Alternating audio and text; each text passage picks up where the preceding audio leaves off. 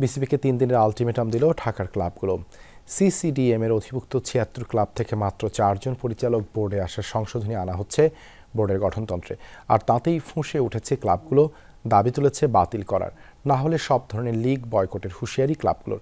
সেই সাথে বিসিবির গঠনতন্ত্র সংশোধন কমিটির প্রধান নাজমুল আবেদিন ফাহিমের পদত্যাগের দাবি জানানোর হুঙ্কার তাদের। বিসিবির গঠনতন্ত্র সংশোধনের জন্য নাজমুল আবেদিন ফাহিমকে প্রধান করে গঠন করা হয় 5 সদস্য বিশিষ্ট একটি কমিটি। এরই মধ্যে কমিটির পক্ষ থেকে একটি খসড়া প্রস্তাবও দেওয়া হয়েছে বিসিবি সভাপতির কাছে, যেখানে বলা হয়েছে বর্তমানে ক্লাব ক্যাটাগরি থেকে ক্রিকেট বোর্ডে আসতে পারবেন মাত্র 4 জন পরিচালক। এতদিন যার সংখ্যা ছিল 12 জন।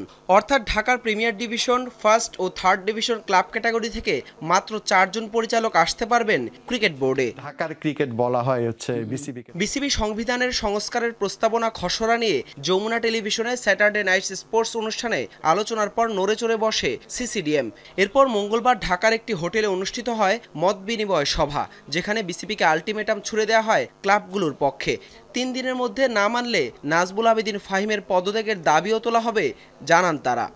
এরপরেই হয়তো আমরা সবাই একে অপরের সাথে আলোচনা করে নড়েচড়ে বসছে ঢাকা ডিভিশন। যে সিদ্ধান্তগুলি নিয়েছে এটা ওনার থাকার ক্লাবগুলি যদি না চায়, ঢাকার ক্লাবগুলি না চাইলে এখানে তো বোর্ড চালানোর ক্ষমতা কারো নাই। আসলে আমরা 3 দিন টাইম দিলাম এবং এই টাইমের মধ্যে যদি তারা এখনো কিন্তু এটা পাস হয় নাই, এটা পাশের একটা প্রক্রিয়া আছে। এই প্রক্রিয়াটা যদি স্টপ হয়ে যায় তাহলে আমরা ধরে নিলাম আমরা 12 জনে আছি।